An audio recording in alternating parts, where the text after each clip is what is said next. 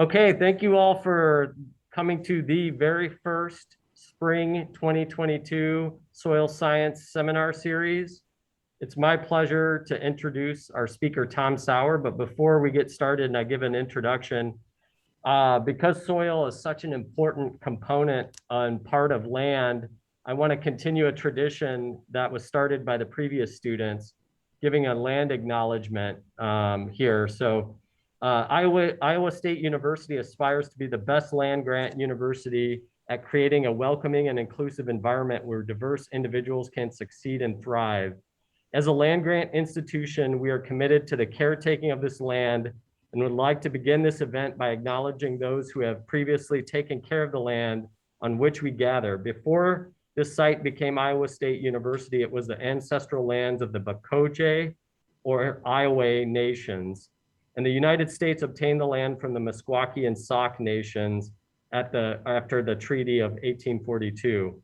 We wish to recognize our obligations to this land and the people who took care of it, as well as to the 17,000 Native folks who still live in Iowa today. All right, so without further ado, our presenter today is Dr. Tom Sauer. He's been a research soil scientist with the USDA National Laboratory on Ag and the Environment since 1993. It used to be known as the Soil Tilth Lab by many of you. He did his bachelor's of science at University of Wisconsin-Stevens Point, did his master's and PhD degrees from the University of Wisconsin-Madison, and his research since has included soil management and land use effects on environmental quality, including non-point source pollution, greenhouse gas production, and carbon sequestration. Throughout his career, he has also studied land management effects on the surface energy balance and evapotranspiration and soil thermal regime. His current research focuses on agroforestry, i.e. tree windbreaks and silvopasture as a climate change adaptation practice. Today, he's gonna talk about some really big picture stuff in soil science though, kind of paradigm change and philosophy of science and soil science. I'm really excited to hear your talk. Take it away, Dr. Sauer. Thanks for the introduction, Marshall. I'm also very glad to be here today, albeit remotely from across the parking lot. And I do appreciate the land acknowledgement as well. FYI, this is something that USDA is now considering. So hopefully we'll have our own land acknowledgement statement in the near future.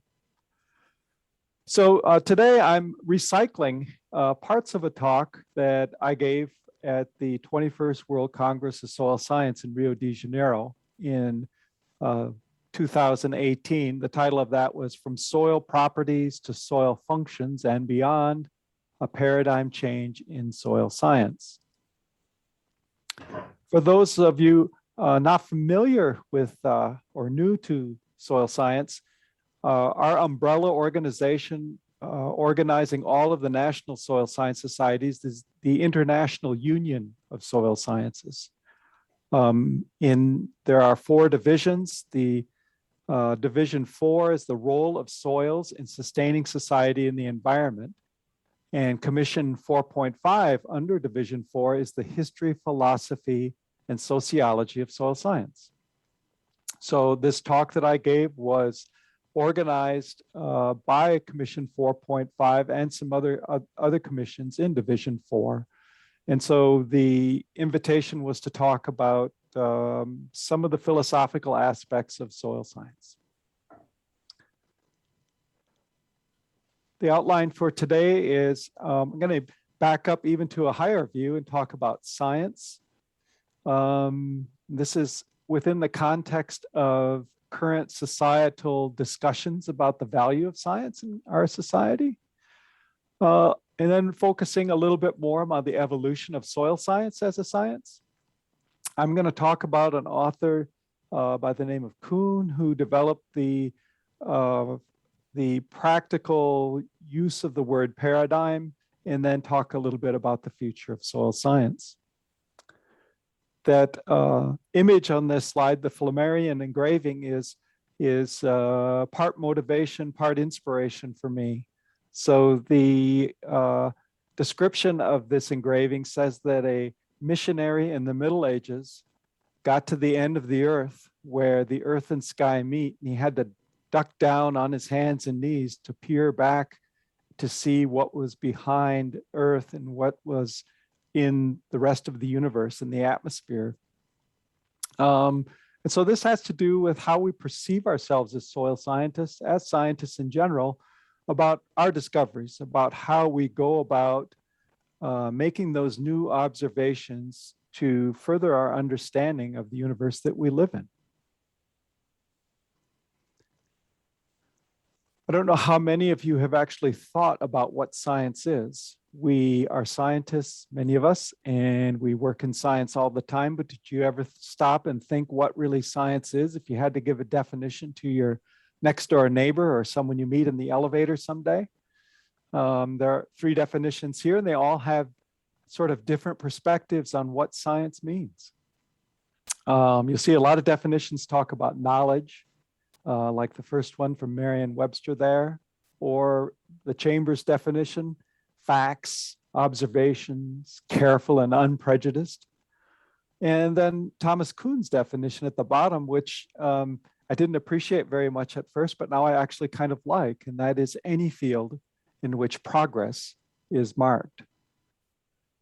But I think in general, we'd all agree that science has to do with objectivity, about facts, about things that could not or should not be questioned, things that we know, not that we believe, but that we know. So the evolution of science as such, in early recorded history, most scientists would be considered philosophers by our current definition. And the word itself, scientia, is Latin, and it says the results of logical demonstrations reveal general and necessary truths. And so in early history, these were considered philosophical, essentially arguments about what is truth. The science that we know really began in the 17th century with the scientific revolution, which largely occurred in Europe. And you can see some of the very familiar names of scientists that are listed there. And at first, science was divided into 2 primary fields, that of natural philosophy, which has to do with the causes or the functions of things, like specifically things like physics and astronomy. And then you have natural history, which was more about the description of the universe, of our world. And that includes botany, zoology, geology, having to do with properties of things that we could observe. Soil science came a little bit later in the picture in the 19th century, and I'll talk about that briefly in a few moments. And it has both descriptive and process-oriented elements to it. So parts of both what used to be considered natural philosophy and natural history. That article by Eric Breivik and Alfred Hardemink and Katina goes through some of the development of soil science as a discipline. So this is a diagram that I've used quite often, and on the left, it depicts the current standing or situation of science in the East and in the pre-19th century West. And what I described there is the pursuit of understanding. And you see science is restrained by philosophy and religion. So by ethics and by religious values constrained the limits of science. However, it was an uneasy constraint because many scientists were also philosophers and or trained priests or also other types of religious people. But there was a tension there, and obviously that was one of the more famous problems with scientific discovery if it went against philosophical or religious beliefs. So the more modern West perspective is science has a much bigger role in our culture, really. And it's now a pursuit of knowledge, information. It's no longer constrained in most ways by philosophy or religion. However, those value structures that are represented by philosophy or religion still impact science in some ways. And there is, I have a dark line there as a barrier, but in essence, there's a new tension, and that is how do we apply scientific discoveries? I've characterized that by the application of wisdom. Are we informing science with these value structures to make good decisions? I'll come back to this figure in a little while. So picking up the soil science story, in 2012, I was jet lagged, rolled out of a car, and right in front of me was this statue on the left. And I asked my host, who is that? And he said, that's Dokuchayev. Now, if you've taken a introductory soil science course, it's very likely that you've been informed about Vasily Dokuchayev as the founder of soil science. He came to this place, Kamenaya Steppe, Russia, in the 1880s with a team of 39 people. None of them were soil scientists. There were geographers, geologists, meteorologists, hydrologists, engineers, foresters, surveyors, and their task was to stop the famines in the Russian steppe. No small task at the time, as they were suffering through yet another drought. But Dokuchayev and his colleagues soon began the development of what we know as modern soil science.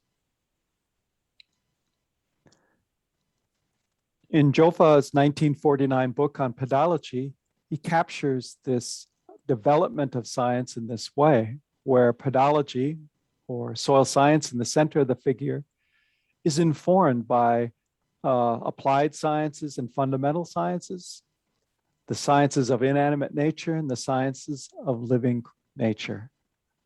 Essentially a reflection of Dokuchayev's team at Kamenaya Steppe, where the focus on soil as a separate entity for study was drawing upon input from all of these other disciplines. So this led to things like early soil science contributions to things like inventories, where they went out and documented soil organic matter content in the steppes of European Russia, or the report on the right of a survey of soil fertility in the state of Iowa from the 1920s, I believe. So many early contributions in soil science were these types of inventories. Likewise, parallel to this were contributions about processes. John Dalton's 1799 article here, shown on the left, which is basically a description of the hydrologic cycle. Experiments and observations to determine the quantity of rain and dew is equal to the quantity of water carried off by rivers and raised by evaporation. Likewise, for the soil physicists, on the right, Edgar Buckingham's studies on the movement of soil moisture, now over a century old, landmark publication in the development of our understanding of water movement through soils.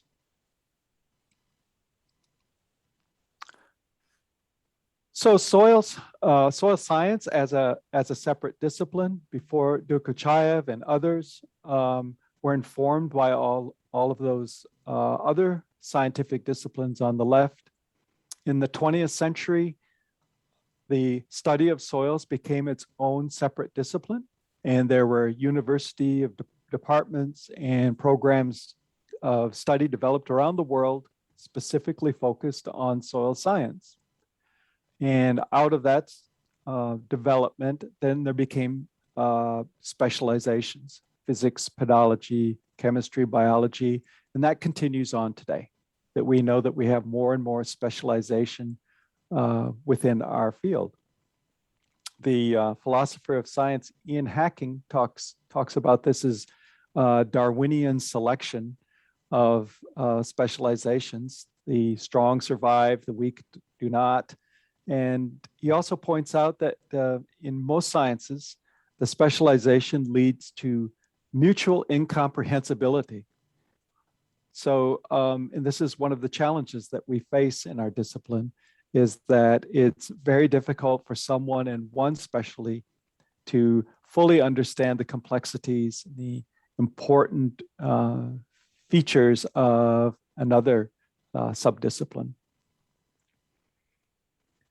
On the right are some of the publications for the different aspects of soil science, and you can see that there's a progression in time there as specialties developed. They developed their own journals, their own publications, and this is continuing on today, actually accelerating today with a blossoming of many new journals on various aspects of soil science and related sciences.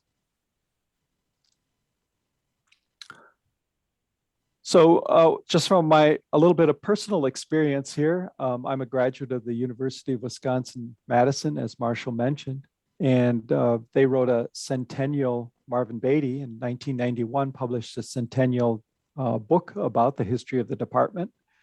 And it lists the number of BS, MS, and PhD graduates of the department over that century.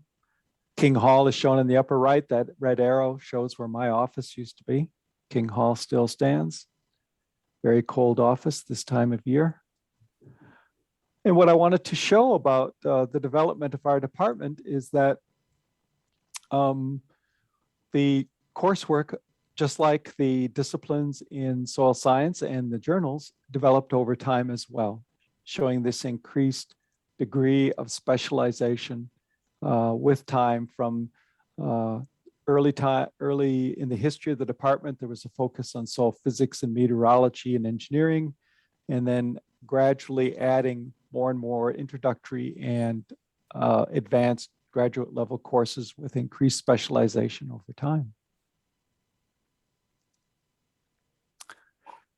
So that's a real brief history of the development of soil science as it relates to our topic today.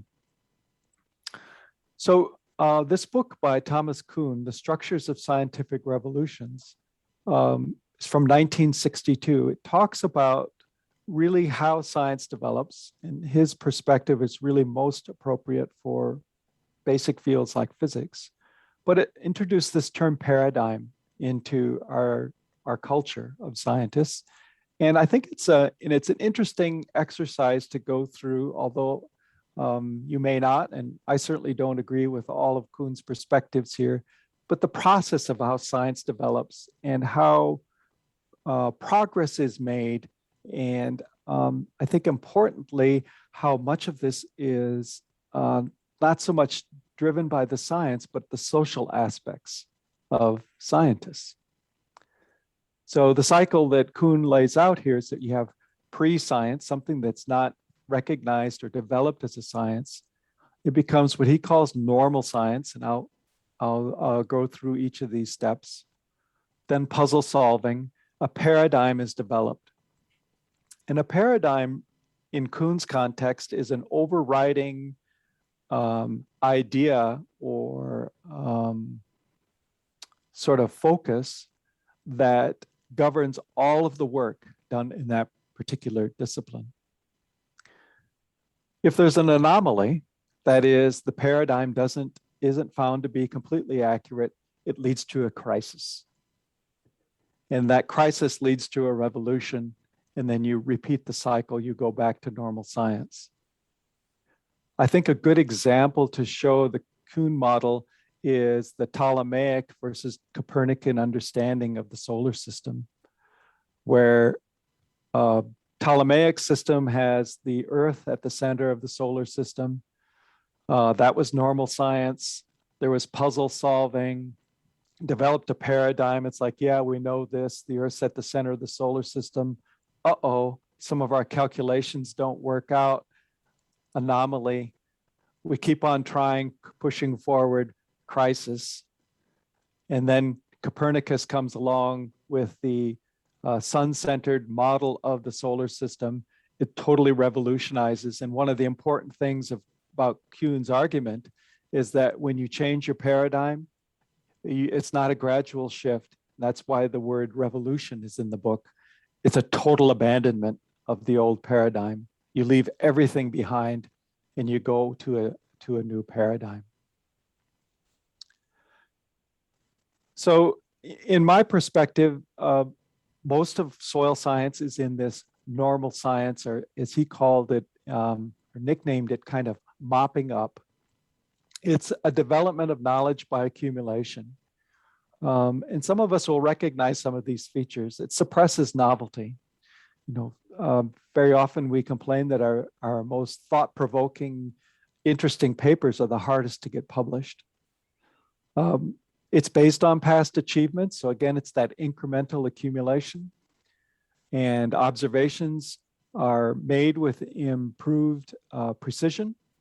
We compare theory with observation, and then we improve the theory, which in Kuhn's perspective is the most important. Puzzle solving is the next step. And I think this is a little bit vague in the Kuhn model of what exactly this means. But the idea being is that once we developed our science to a certain point, that we really know what results to expect.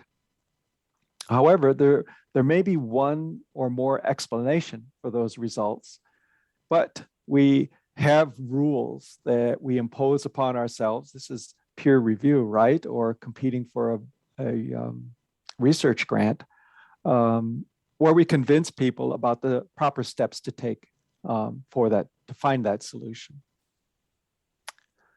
So again, the paradigm is the accepted model or pattern. And the idea is that the paradigm has a benefit to scientists, is that it helps us organize to avoid constantly re-examining first principles. In this model, and again, Kuhn's perspective here is theoretical, there's only one paradigm in a field at a time. And again, there's that revolution. When you have a new paradigm, you essentially have a new world. You throw away everything from the old paradigm and you have a new paradigm. It helps organize groups and it's totally open-ended. So once you have that revolution, it's time to get on with new problems. Essentially, there's no limit, there's no constraint on what you investigate. Again, but however, that leads to anomalies where you get the unexpected results. And this leads to a great deal of consternation because the paradigm hasn't prepared you for this. And that leads to the crisis. And the example I outlined about the theory of the structure of the solar system, there's awareness of the anomaly over a long period of time. And they talk about this essential tension that's implicit in scientific research. In other words, that knowledge of the anomaly really pushes you forward to try and understand, to discover what the problem is, or really what the solution is, what the explanation is.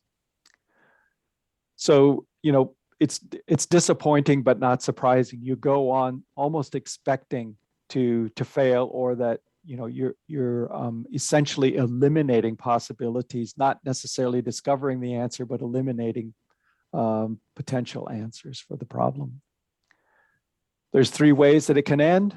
You struggle on, you forego a solution until the future, or you develop a new paradigm. Foregoing the solution until the future, that's an example of when you don't have the tools that you need to make the observations needed to get past the crisis. One of the interesting things about the revolution is that Kuhn's argument is it's almost always brought about by a single person, a single individual's observation. And that person must persuade the masses, and communication is key. And that again, the old paradigm is completely discarded. He wrote this in the 1960s when there were a lot of political revolutions going on, and he deliberately perceived the development of a new paradigm as just as disruptive to the scientific community as a political revolution would be in a country. So this is not, so when we think of we're having a paradigm change in soil science, this should be really, really uncomfortable when this happens. Kuhn goes kind of out of his way to stress that.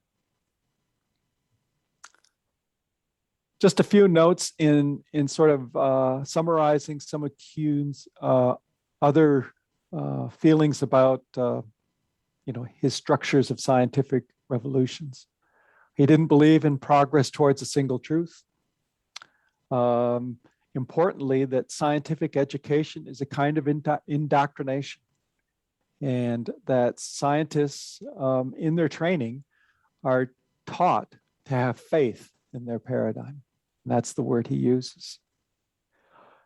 And that it's important to have this source of authority, that people accept that authority and have confidence in it. Again, that's sort of bordering on the notion of faith in the paradigm.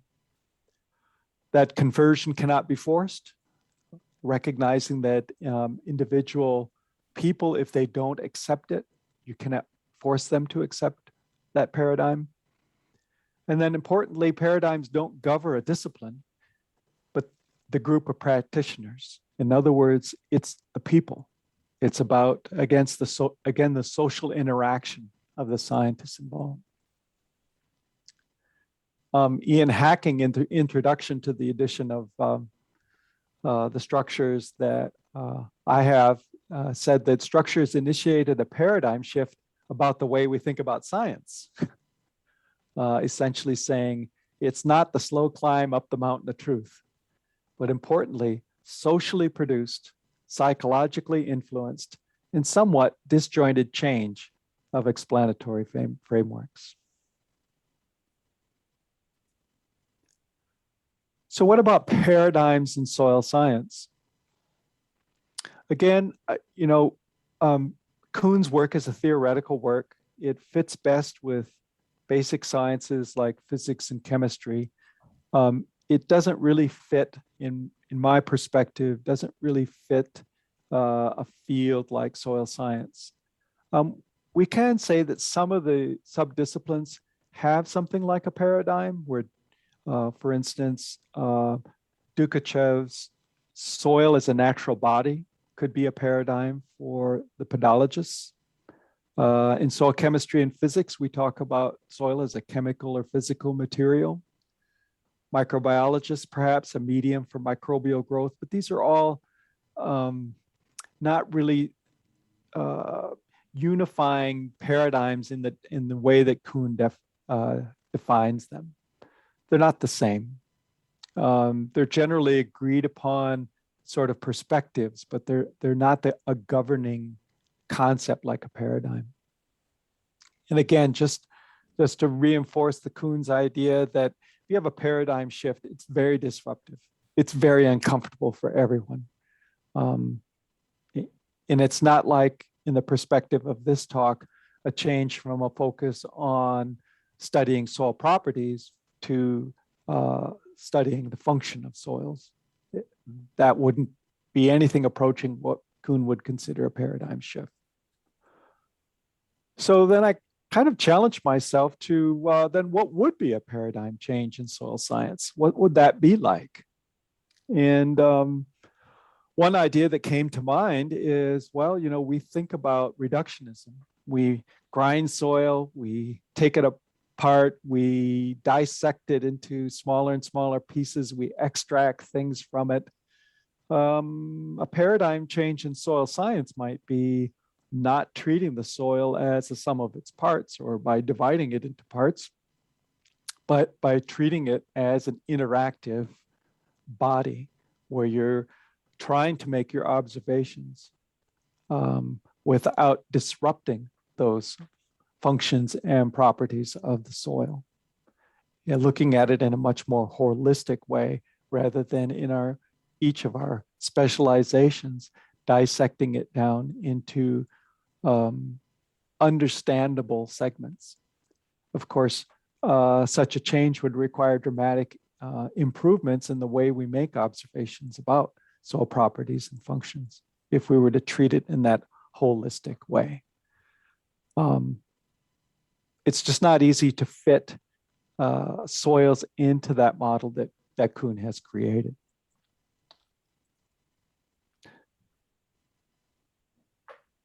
Lastly, going back and now giving a little focus about the future of soil science in the rest of the talk today.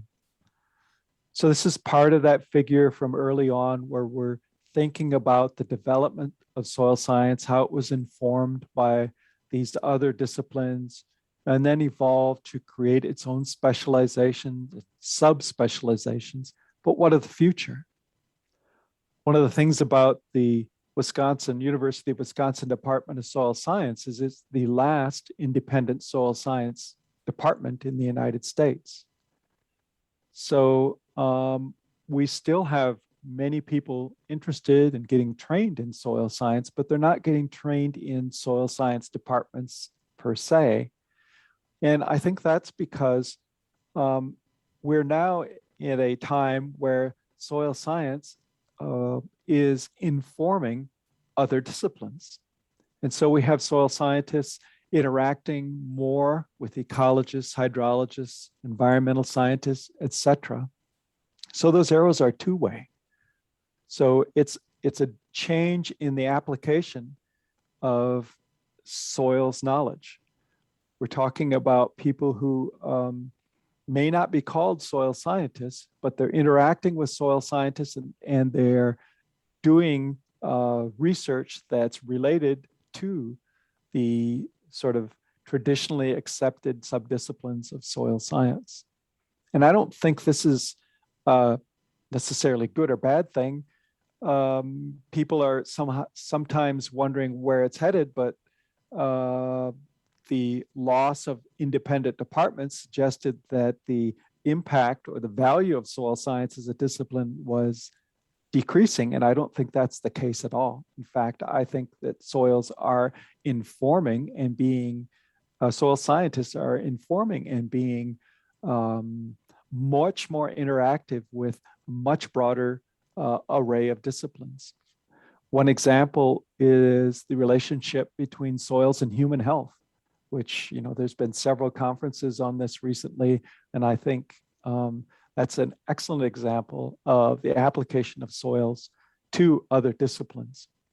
So we're informing them based on, the information that we've developed as a scientific discipline, now applying it in different ways to different disciplines that we hadn't before.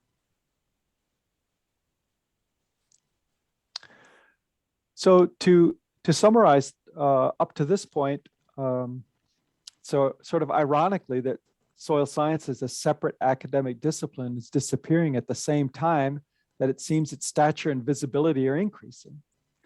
There are all of these new and exciting initiatives and discoveries, a huge push in soil health, soil and human health, genomics. There are all of these exciting developments, and they all involve soils. Climate change, soil has a huge role to play in the climate change science.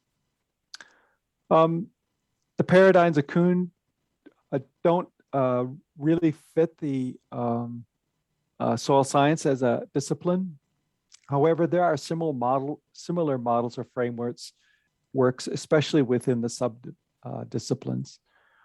If you want to force our way into the Kuhn model, then most of our specialties would be in the normal science or maybe at the crisis stage where a sub-discipline is up against some sort of limitation in theory or their ability to make observations.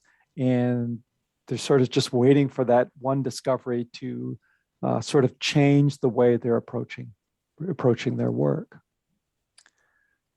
So clearly we should continue to pursue the knowledge of soil properties and functions as both are equally relevant and complementary. And this goes back to the task I was given to talk about the relative importance of basically inventory versus processes as they relate to soil science.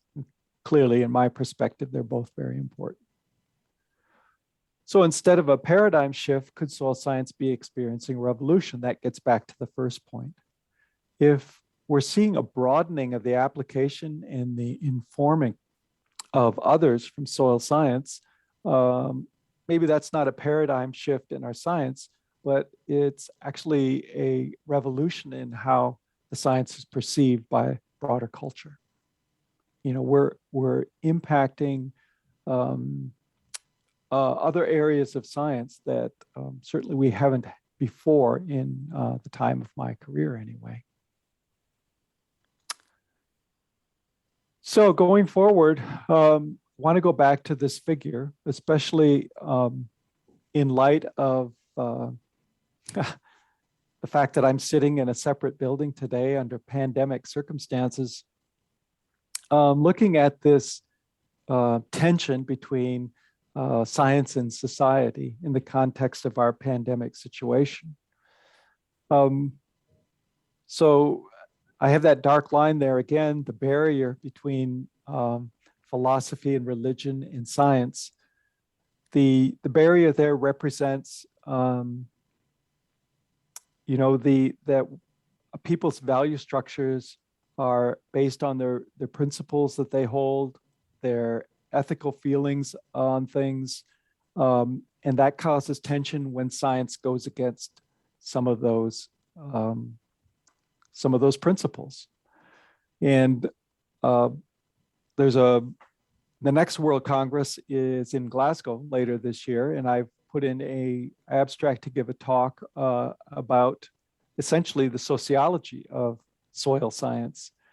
And there's a very important sociologist of science named Merton, who talks about this back in the 1940s already. So the tension, this anti-science or anti-intellectualism, is not new.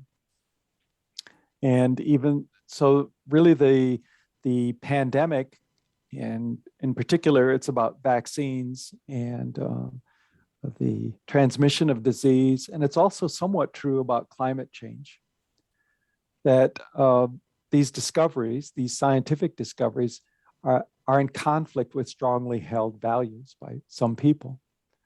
That's one reason for the anti-science sentiment. Another, this is probably more true in some developing countries, is that rapid technological development can lead to economic injustice.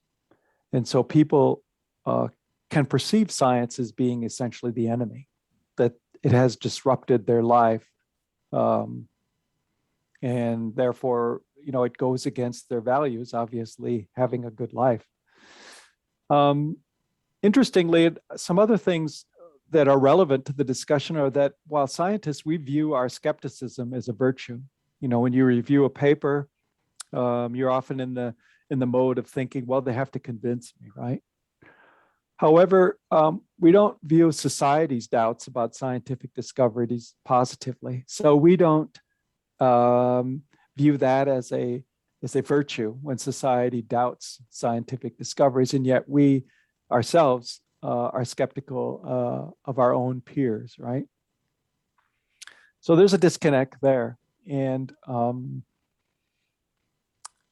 this goes to the next point directly, which is that no research is conducted in a social vacuum.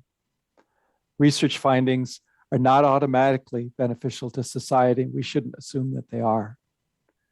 We need to be, I think, more cognizant of how non-scientists might view the results of our findings. And so there's a benefit that soil scientists can have for understanding the awareness and the public's skepticism towards science. And we need to adjust our interactions to have a more effective result. And I think this is not new either. There's been talk about our communication of science and the poor communication of science for a very long time. And there's no one answer, and I don't pretend to have one answer to this either, for how we can improve that. But clearly we need to do a better job of informing the public, informing our society in different ways about the implications of our research findings. And that has to do with what role scientists should play in solving societal problems.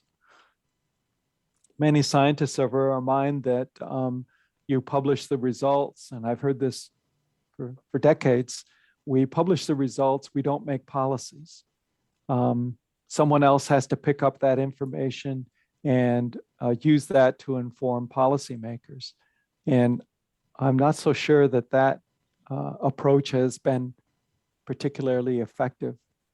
And so much as we may be uncomfortable with it, scientists may be more, need to be more of advocates for the application of good science, informing the people that make decisions that lead to good policies. And with that, hopefully I've left enough time so that we can have a discussion. And certainly I'll take any questions that people have.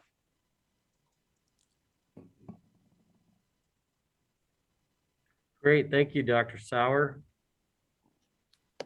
Any questions in the room before I pull up some chat? Yeah. So, can you hear me, Tom? This is Brian. Yeah, I can hear you, Brian. So I was surprised that in your definitions of science, one didn't include characterized by the scientific method. It's what I tell my students at first year agronomy students. What do you think? That's a good definition too. Yeah, I agree.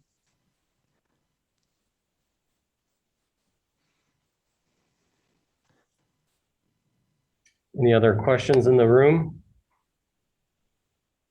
So Tom, this is Bradley Miller, and I'll try to say it, and if you can't hear me, Marshall can relay. I can hear you. All right, so actually I have two questions about University of Wisconsin at Madison. One was you had the slide showing enrollments, and there was two peaks. When we couldn't really see the date, so I'm curious on what your understanding might be for the cause of those peaks. Those are GI Bills. Ah, Post-World War II, and then the 70s in Vietnam. And also, especially graduate students, this was often tied to agreements that the university had with developing countries. And so there were several surges of students from countries like Nigeria, for instance. And so those were, you'd see those peaks in numbers as a result of those. Yeah. I was curious about that too. Thanks for asking that, Bradley. So sorry, Tom, just a quick follow-up from your experience at University of Wisconsin-Madison, who are your mentors? Who were my mentors? Yes. Well, my master's supervisor was Tommy Daniel. My PhD supervisor was John Norman. They're two very different people and very different scientists. And I learned a great deal from both of them. And actually, that was probably a good thing because they helped me develop as a scientist in totally different ways that really complemented each other. I think the third one was Champ Tanner, who I didn't know as well. Champ had retired, and actually John Norman had his position, but Champ was still somewhat active when I started my PhD. And fortunately, I had a lot of one-on-one time with him as he was helping me with my dissertation research. And also learned a lot from him. His, how should I say, way of interacting with people wasn't always the friendliest. But I understood that part of that was due to his passion for his work, and he wanted so much that we did good work, and that passion really drove him. All right, since you brought up the topic of social interaction, let me ask about Francis Holt. What was your kind of either through his legacy or your experience with him there? We did not. He retired like just before I arrived in Madison. But he was such a tremendous advocate for soils and soil science. I understood that perhaps 10 years before my arrival in Madison, it was not unusual to have poetry readings, violin, and I think it was violin sessions in King Hall. And it was all essentially celebrating the work that they were doing and the discoveries that they were making. It was, I never got the opportunity to witness this, but from what people told me, it was just, a celebration of the fact that they had these great opportunities to do things they love and to teach students. Tom, we have a question from online. Brian Doherty is asking, would you consider regenerative agriculture a mindset of viewing soils, farms, people as part of and within the context of a larger ecosystem to be a paradigm change, or is it just a continuation, evolution of current thinking?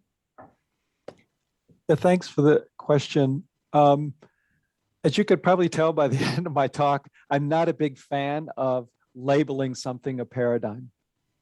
So I think the term is overused, and it's really gotten essentially a new definition beyond what Kuhn ever imagined. And that's okay. I don't really care. But I do think that I would agree, and with one thing with Kuhn says that this has to be uncomfortable.